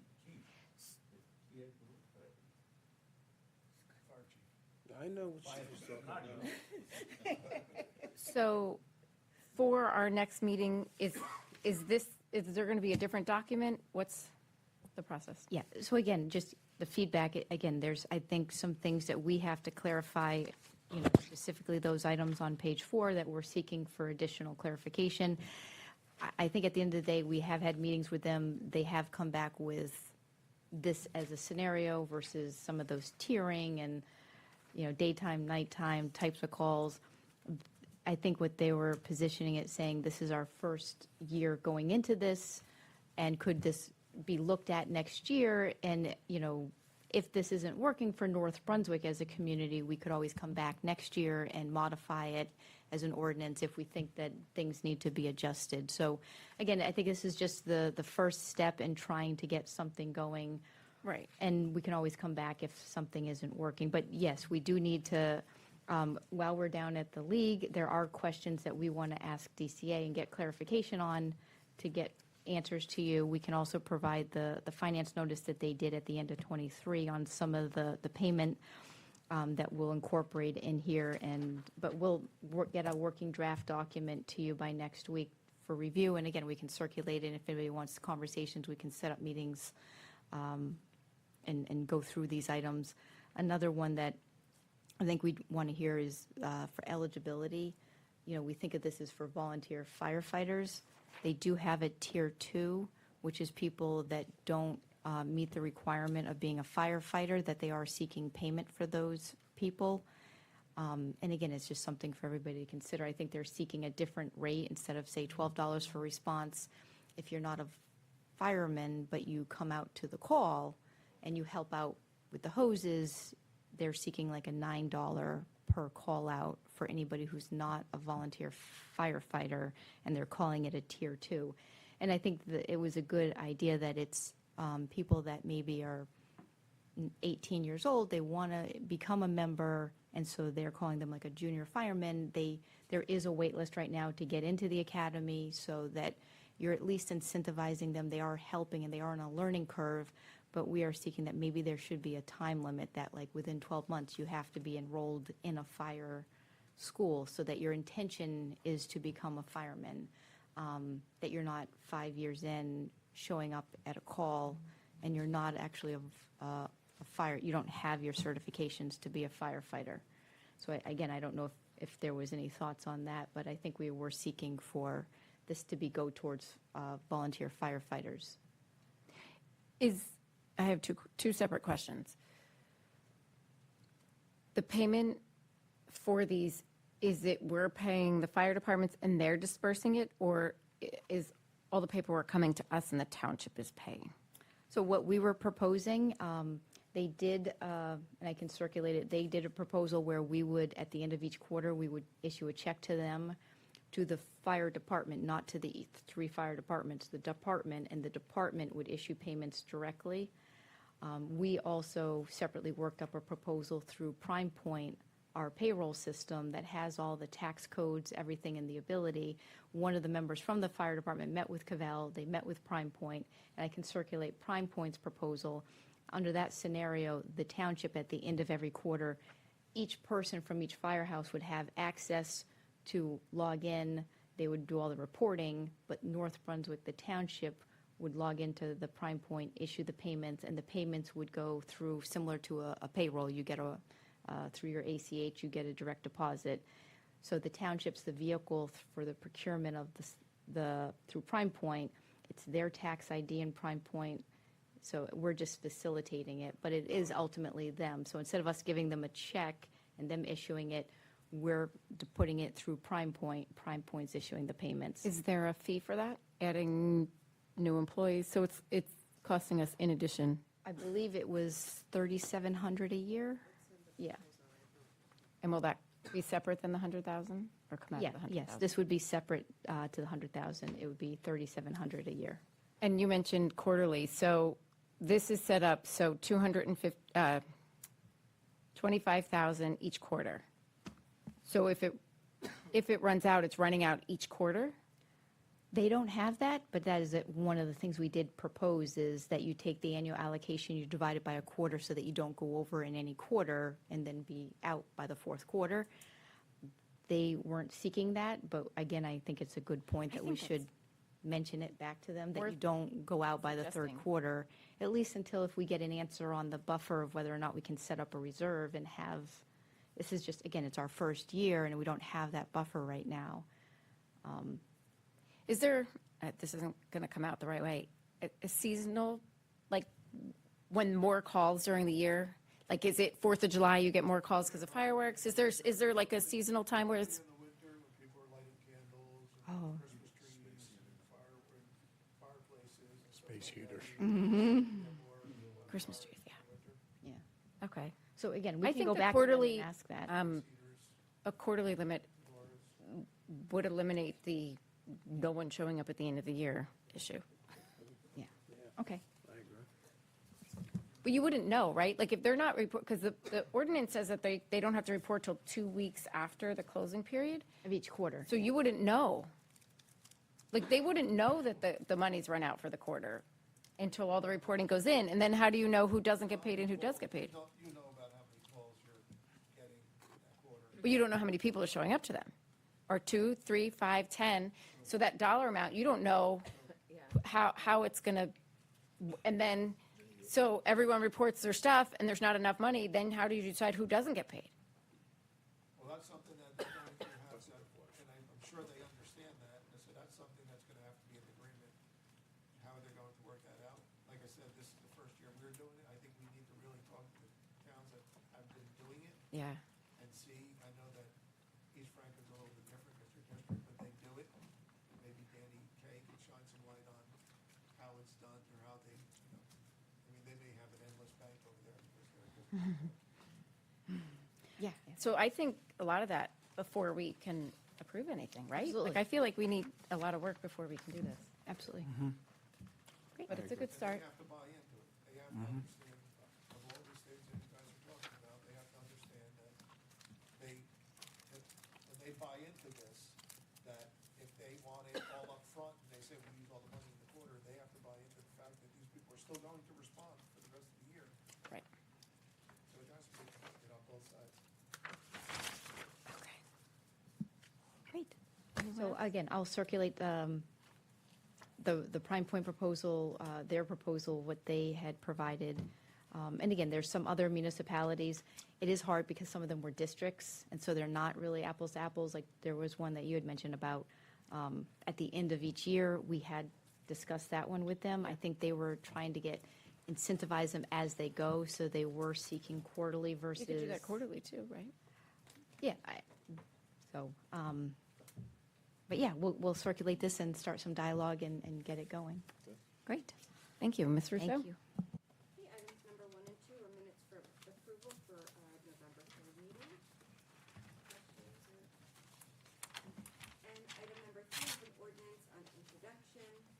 Ordinance to amend the code of the Township of North Brunswick, County of Middlesex, State of New Jersey, to repeal Chapter 38, Board of Health, and replace Chapter 38, Advisory Board of Health.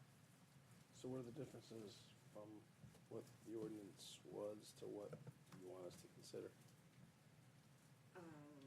I believe it's the whole advisory part and handing it over to the state of New Jersey. I don't really know, but I think it has to be advisory. Is it just changing the name or is it changing the whole function? No. I don't have the ordinance on me. But this comes out of your office. I mean, you're the one who initiated this, right? I didn't have any ordinance right. Is this the ordinance? Yeah. Do you have it on the screen? Yeah, we have it on the screen, but I'm saying what's different from, So our Board of Health that dealt with the township was advisory only. And I believe,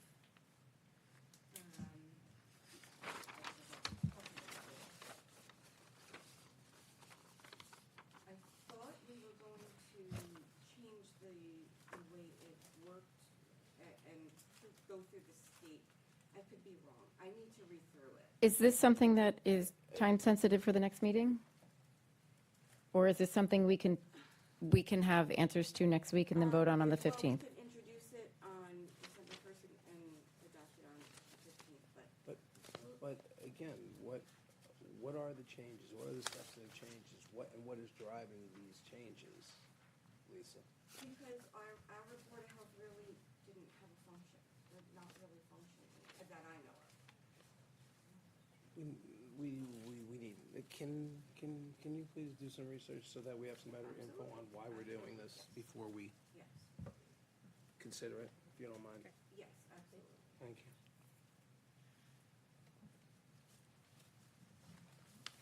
That's all I have to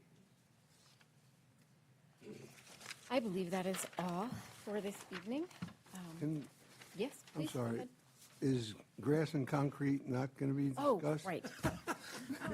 I forgot. Grass and concrete. I mean, So there's the area out by this way. I'm going to let Justine give this little summary first for the grass and the concrete and our options.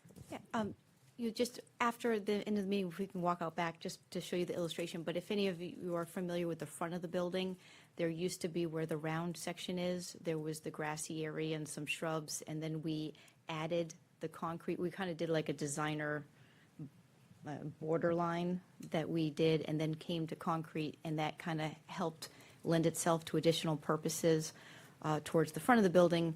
We're trying to kind of recreate that. Again, it's really up to everybody's discretion whether or not to recreate that in the back and have from the sidewalk on the south side of the building, from the sidewalk to the foundation, additional padding. If we created another border and did concrete to the foundation where you have the two doors that were added, you have a double door and then a single door. And if we added some concrete there, I know the climate right now, it's kind of sunset at this point. They did pour the sidewalk, so when we go back, you'll see it.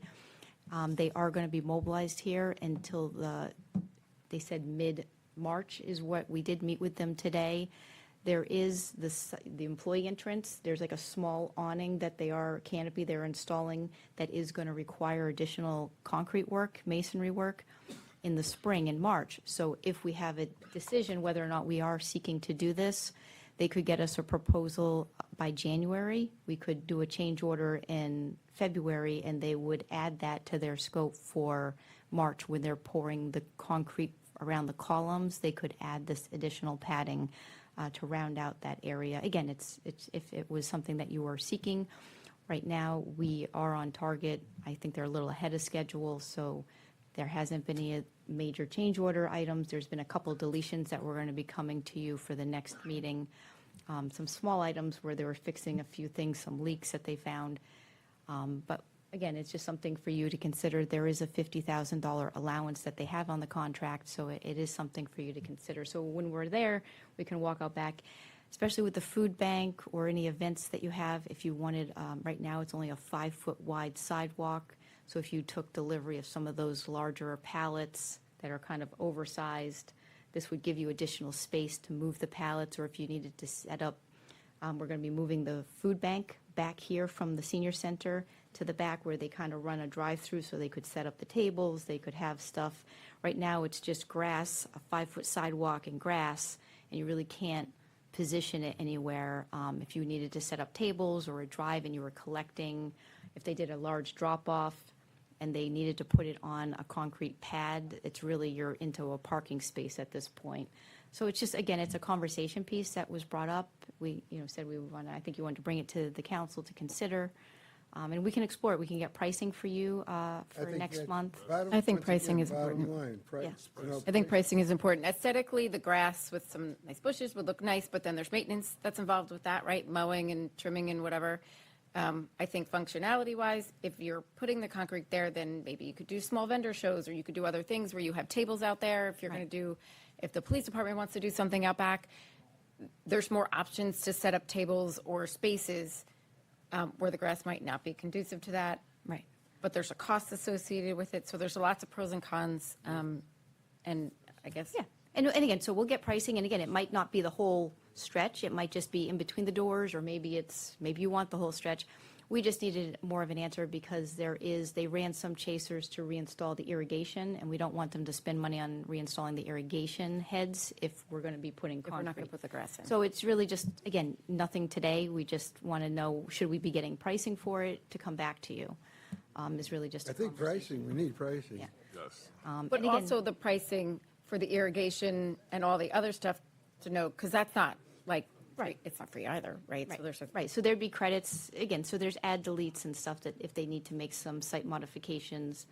So again, we can get some pricing for you and everything, but all good stuff. Sorry. Do we have to, Throw that in I don't there. know if anybody wants to see it afterwards. Everything's framed out now at this point, so all good. Do we have a motion to close? So moved. Second. All in favor? Have a good evening, everyone. Yeah, I peeked in, I looked at some.